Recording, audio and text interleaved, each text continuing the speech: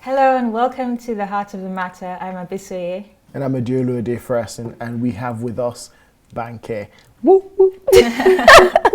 Superstar.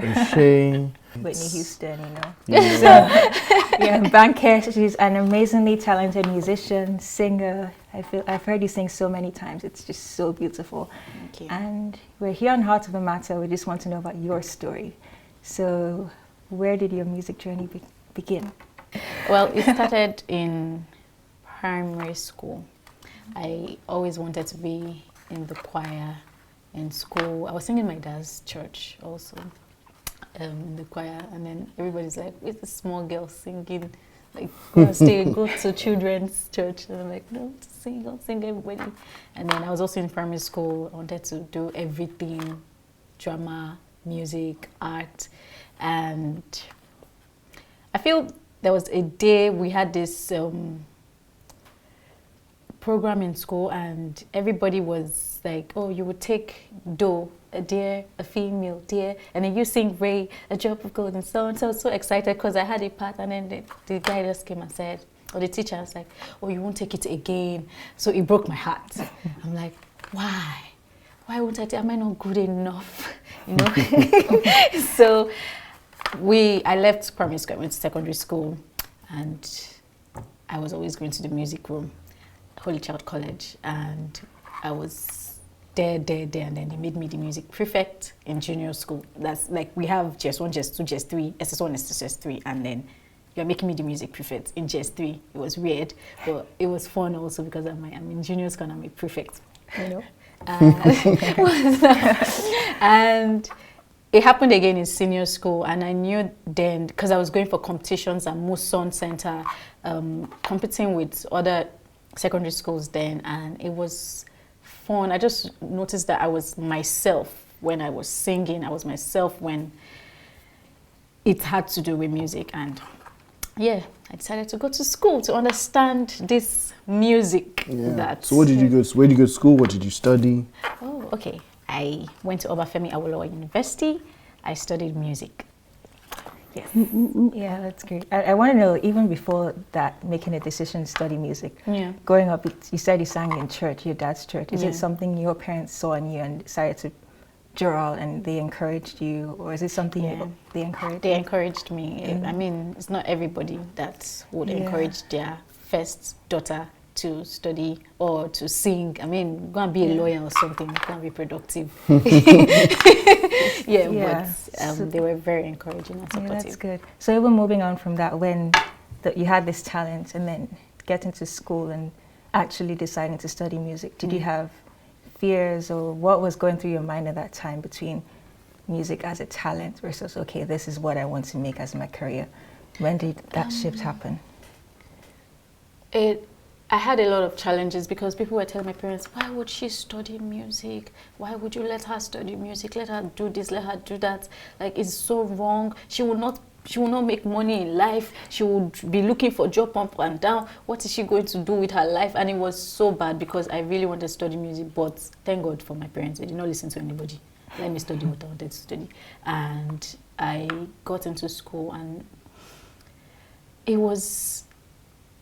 I made the decision myself, like, you know, I have to be successful. I've chosen to do this. I decided that, no, it's music I want to do, and I can't let anybody down, especially my parents, because they were the ones that supported me first. And if I now do the music finish, oh yeah, I'm just sitting at home. So I just made effort, like, I had to push myself, And so, from having studied and you've made the process, you've gone, you've released singles, you've got to that place. What has that shift in your mentality been between, or something that was a dream when you were younger to, I'm actually doing this now? What has changed, and how has it opened your perspective of music? First of all, music is a business.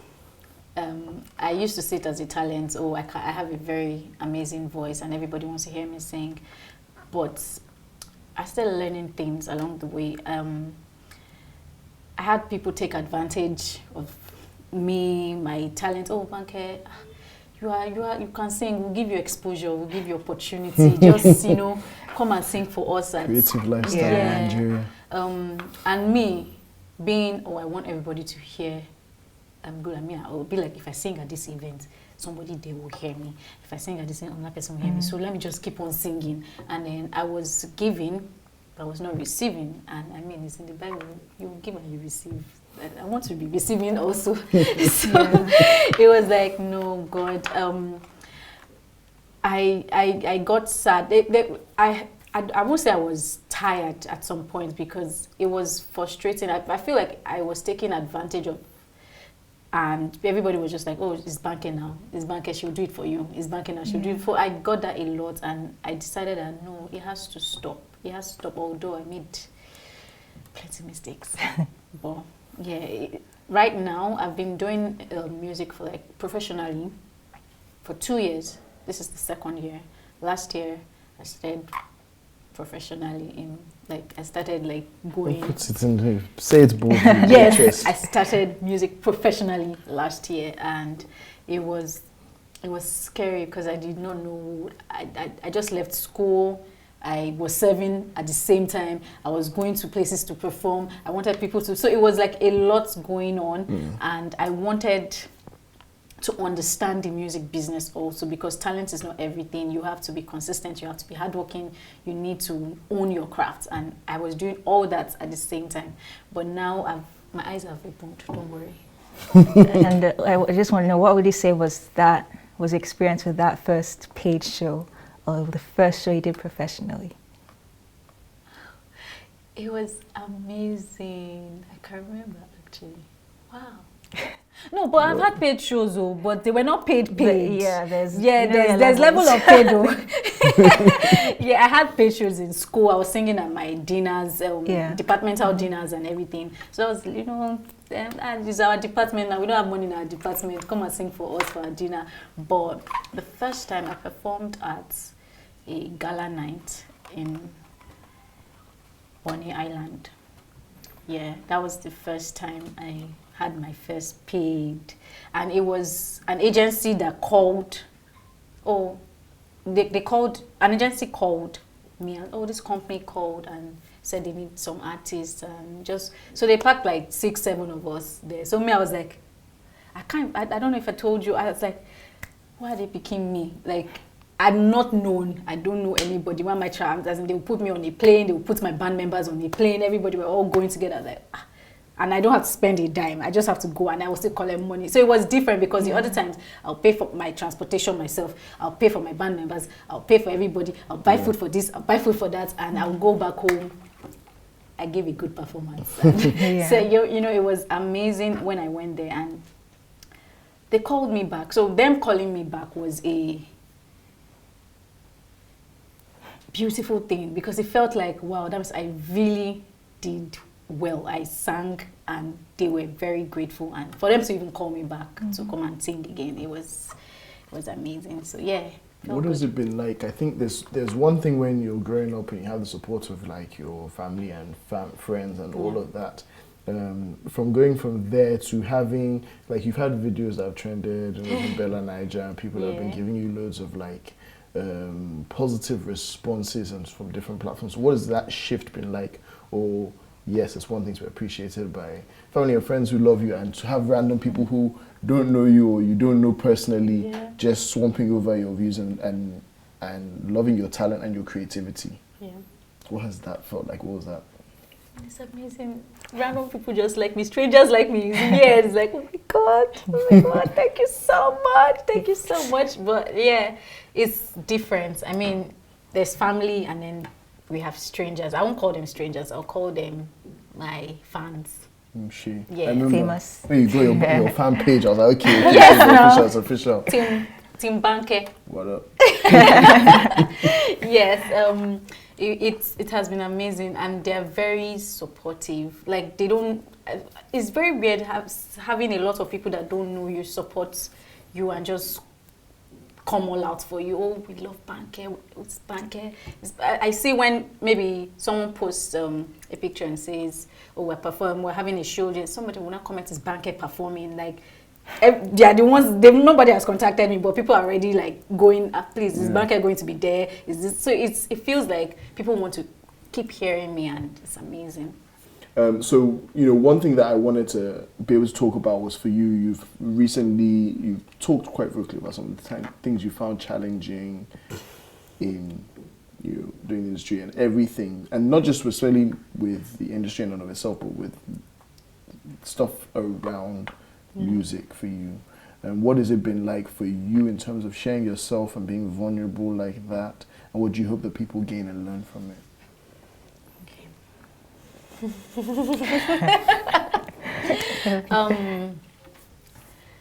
I'll just say and advise that even if you're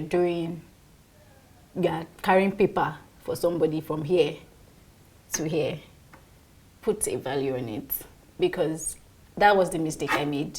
I didn't put a value to my gifts. I mean, person with one talent, 4, 2, 4, and how the one with one talent just kept it and was like, oh, don't worry, it's safe. And so I feel like I was doing that. Let's just keep it. Let's be safe with it. Let's not do anything. You want me to sing, Abi, I will sing. You want me to do this, Abi, I will do it. And people started noticing and started taking advantage of that. Come and back up for me. Come and do this. Just random calls like, hey, are you free? Oh yeah, come please. There, I have one distance. And me, I'm thinking, okay, well, I'll do this, I'll do that, I'll do that.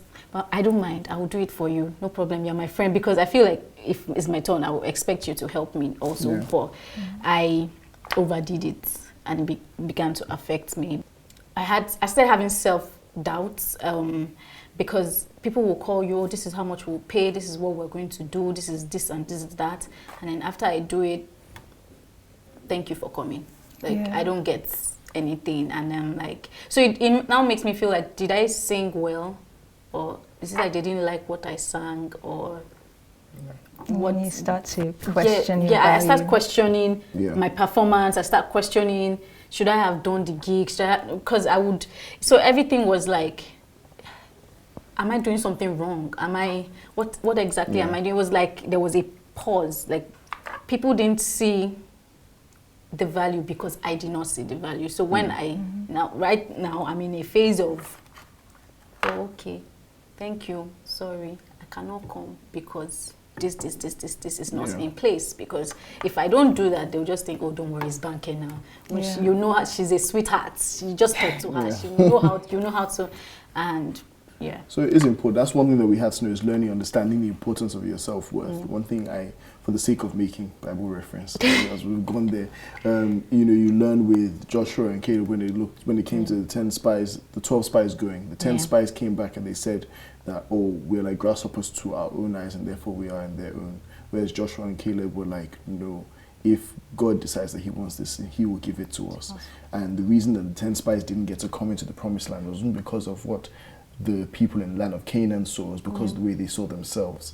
And so you have to learn to see yourself in a stronger way, understand who you are, put value on what God says you are and what God has given you, and the people would respond to that. But before we continue, we're going to take a quick break, so make sure you join us in a minute as we continue this interview with Banke here on Heart of the Matter. We'll be right back. I could feel myself falling, like saying, bro, you're falling. Wow, you're falling. This guy, you are actually falling down, oh. This stuff that you see on TV is happening to you. God is real. Who are you? Why are you black? Welcome to the Heart of the Matter. The whole world was looking for me. She called me, she's like, oh my God, Ines, it's God that brought you back. And I just dropped to the floor. I'm going to dive right into the heart of the matter. What are your thoughts on Canada? My thoughts on Canada? Yeah. Real random. I'm really so excited today. Just a tad. very passionate about leveling the playing field. Listening is not the only aspect of communication. I believe that the solution is from the bottom up. If you don't talk now, you talk later. There's glory. There's glory. So let's break it down.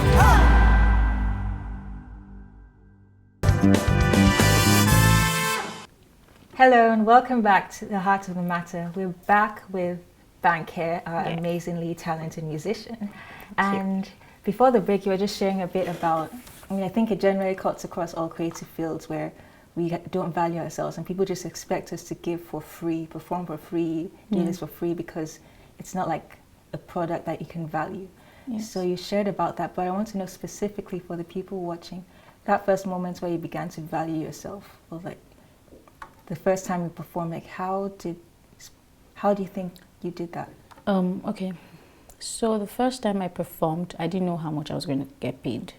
It was a come and saying, we'll do this, we'll do this. The agency will sort out everything. So I'm like, okay, fine. And I did that and I got paid. And I was like, wow, so I can actually make this? Yeah. Okay, no problem.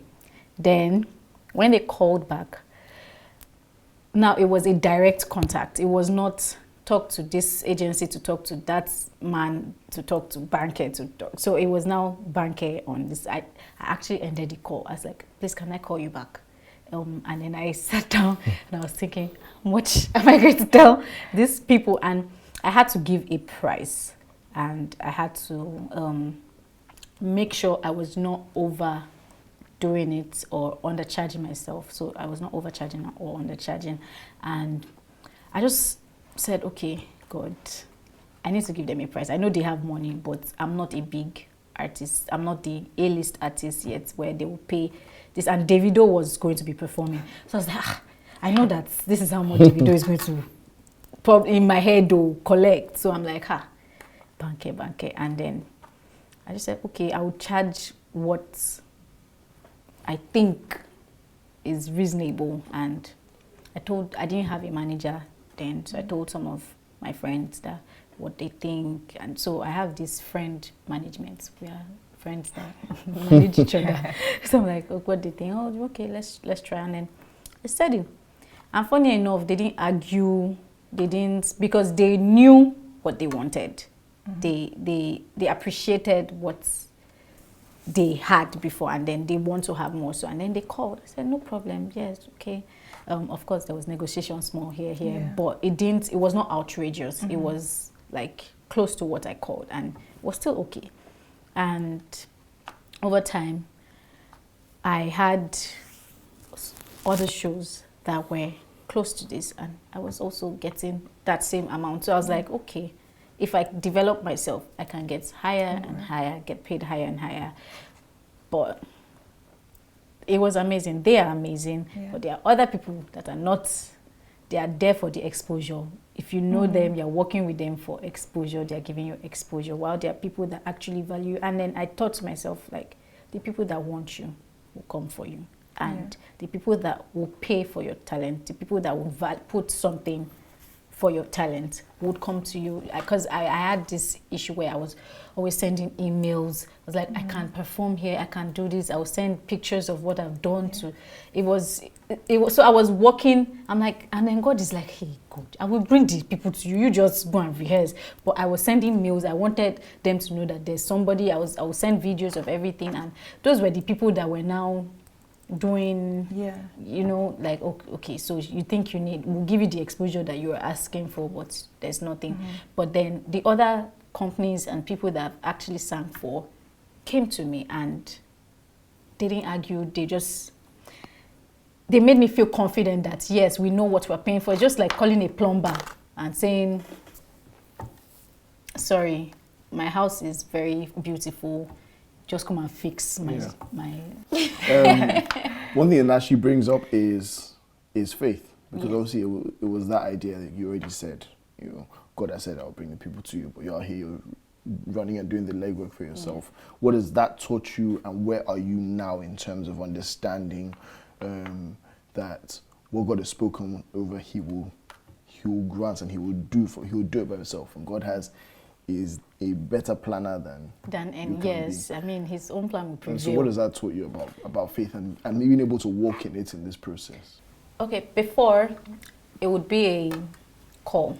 Hey Banke, we want this. We don't have money or something, and then I'm like, oh, they don't have money, but they have the platform, and I'm going, okay, no problem. So.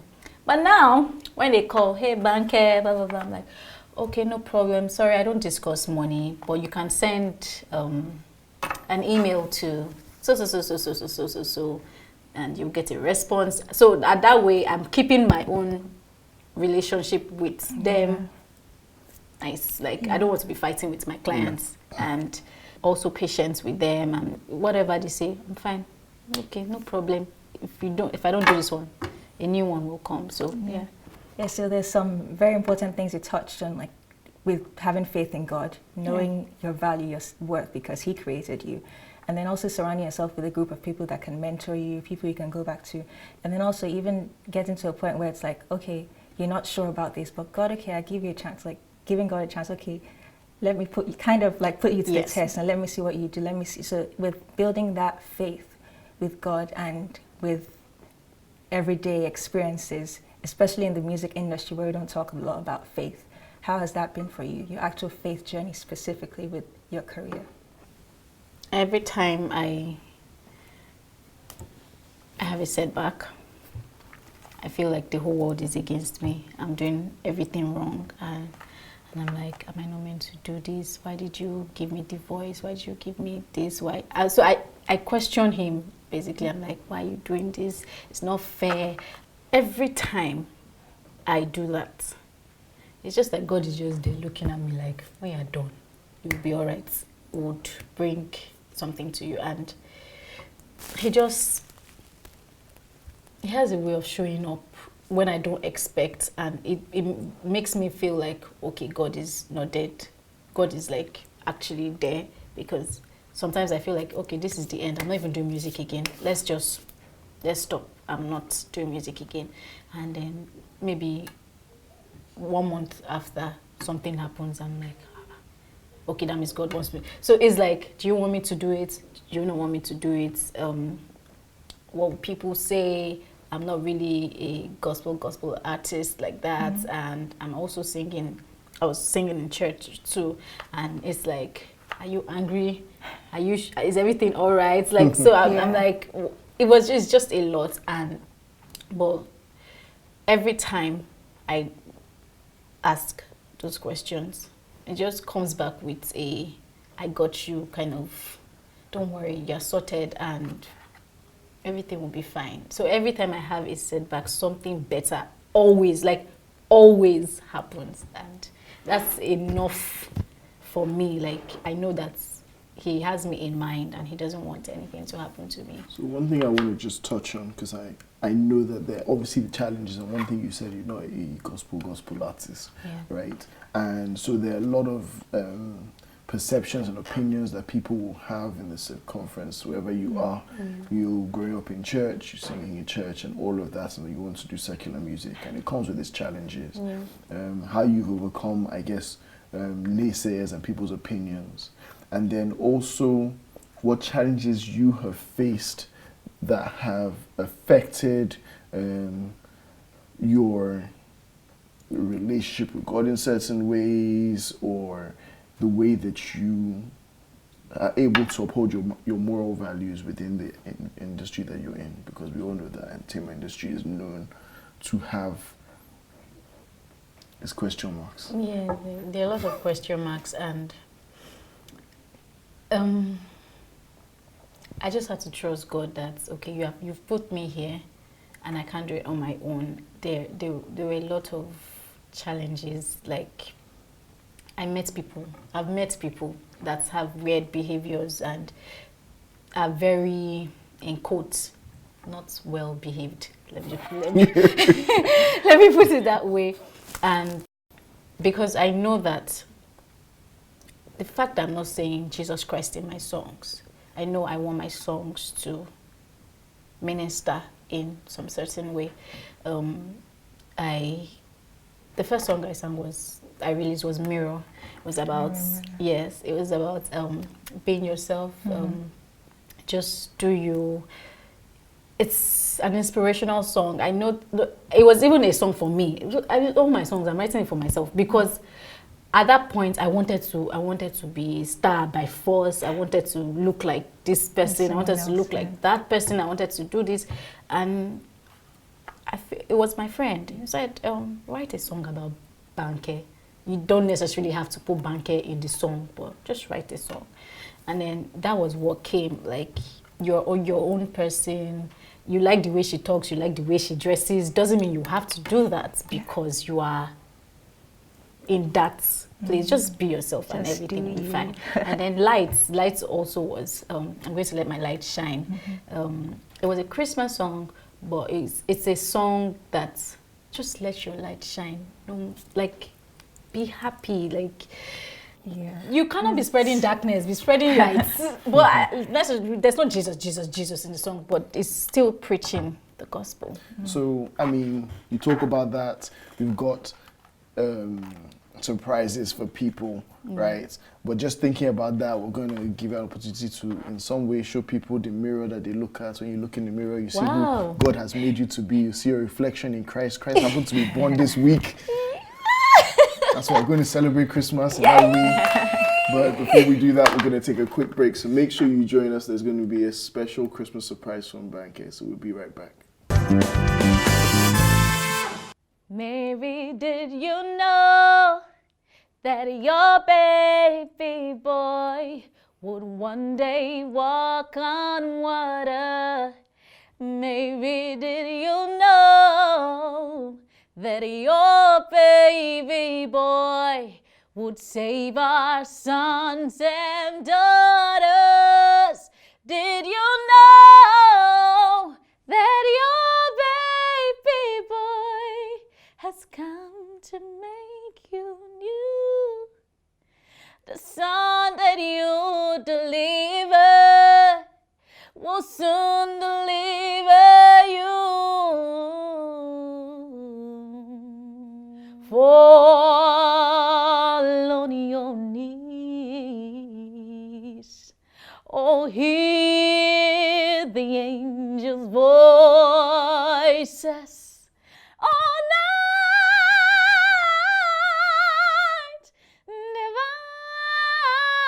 no night, when Christ was born.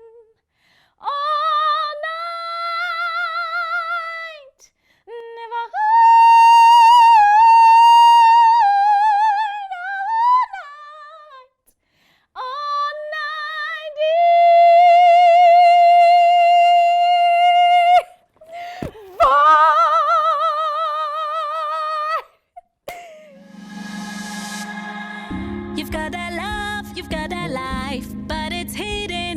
frown, worries do nothing, stop panicking.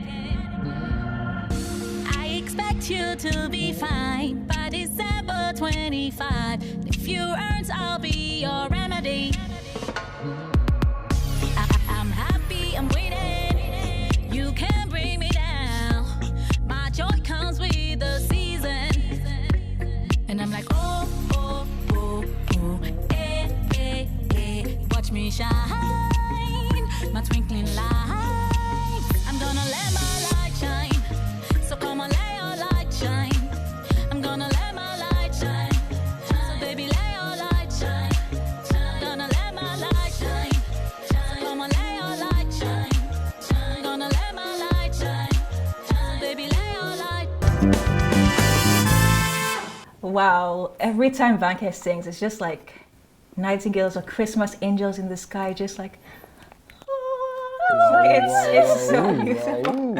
Thank you so much for sharing that with us, Banke. We're so glad to have you join us. Thank you so much for having me. Okay, don't forget to check us out on our social media channels at HOTM TV on Instagram and Facebook, and HOTM channel on YouTube. Merry Christmas. Merry Christmas! Wow. Woo!